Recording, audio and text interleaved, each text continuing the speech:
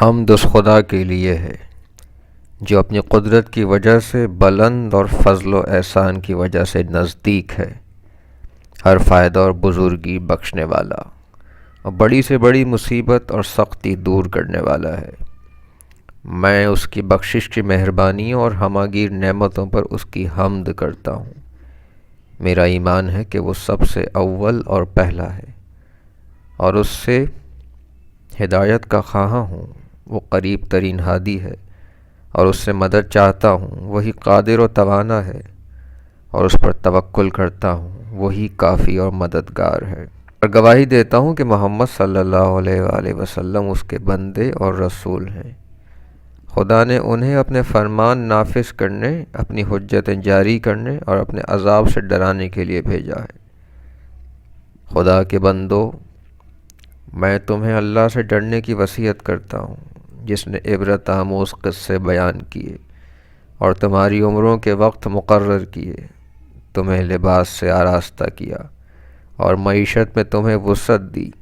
تمہارے اعمال کا احاطہ کر کے ان کی جزا تمہارے لیے مہیا کر دی، کامل نعمتوں اور ہماگیر عطیوں کے لیے تمہارا انتخاب کیا، انتہائی کامل حجتوں سے تمہیں ڈرایا،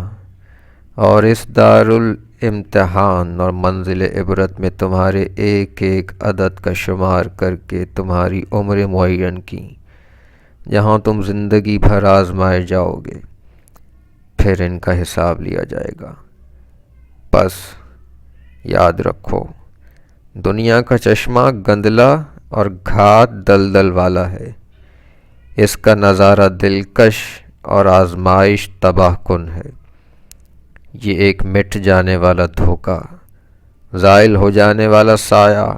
منہدم ہو جانے والا ستون اور ڈوب جانے والی روشنی ہے، یہاں تک کہ جب اس سے نفرت کرنے والا مانوس اور گھبرانے والا مطمئن ہو جاتا ہے تو یہ اسے اپنی لاتوں سے گرا دیتی ہے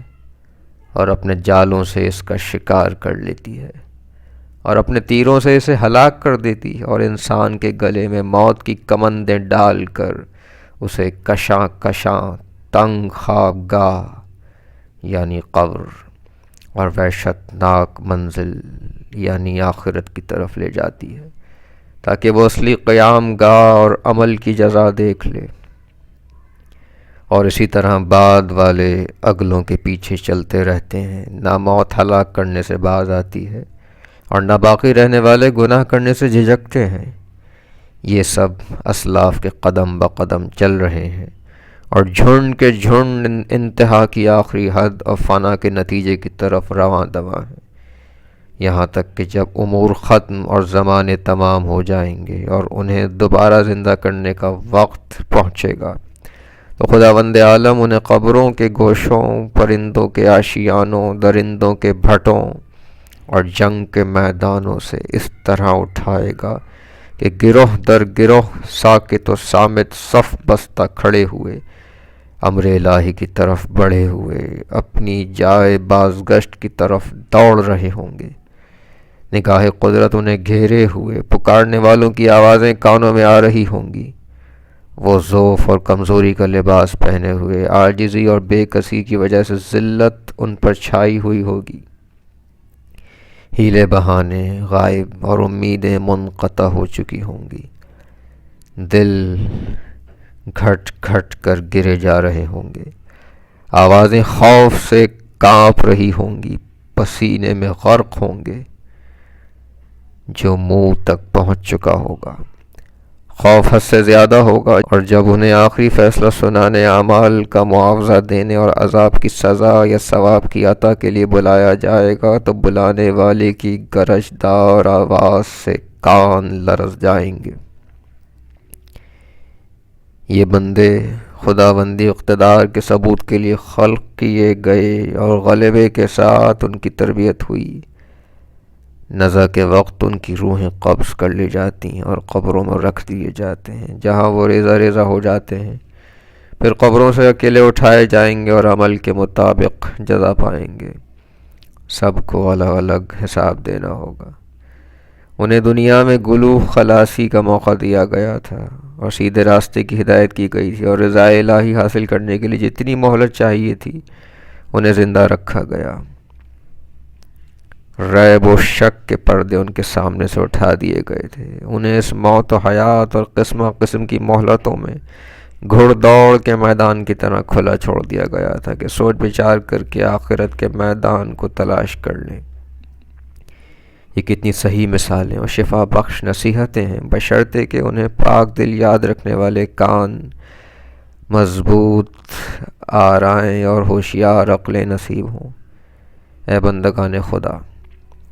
اللہ سے اس شخص کے مانند ڈرو جس نے نصیحت سن کر سر جھکا لیا ہو، جرم کر کے اعتراف جرم کر لیا ہو، خدا سے ڈر کر نیک عمل کیے ہوں، عذاب سے خوف زدہ ہو کر توبہ کی طرف سبقت کی ہو، قیامت پر یقین رکھ کر نیک عمل کیے ہوں، عبرت کی باتیں سن کر عبرت حاصل کی ہو، عذاب سے ڈرایا گیا ہو تو گناہ سے رک گیا ہو، آواز حق پر لبیک کہی تو اس کی طرف جھک گیا ہو اور توبہ کر لی ہو، ائمہ حق کا مقتدی بنا ہو تو ان کے نقش قدم پر چلا ہو، اسے حق دکھایا گیا تو اس نے دیکھ لیا ہو اور اس کا طالب بن کر تیز رفتاری سے قدم اٹھائے ہوں اور گناہوں سے بھاگ کر نجات حاصل کر لی ہو، باطن کو پاک صاف رکھا ہو اور آخرت کا گھر آباد کر لیا ہو اور اس کے توشے مہیا کر لیے ہوں، اور اس نے اپنے آخری سفر اور کی راہ نوردی کے لیے وقت، ضرورت اور فقر و فاقہ کی جگہ کے لیے زاد راہ اپنی آخری قیام گاہ کے لیے پہلے بھیج دیا ہو۔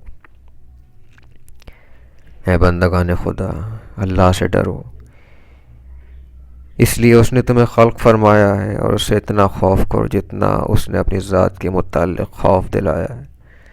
اور اس کے سچے وعدے کا ایفا چاہتے ہوئے اور ہول قیامت سے ڈرتے ہوئے ان چیزوں کا استحقاق پیدا کرو جو اس نے تمہارے لیے مہیا کی ہیں۔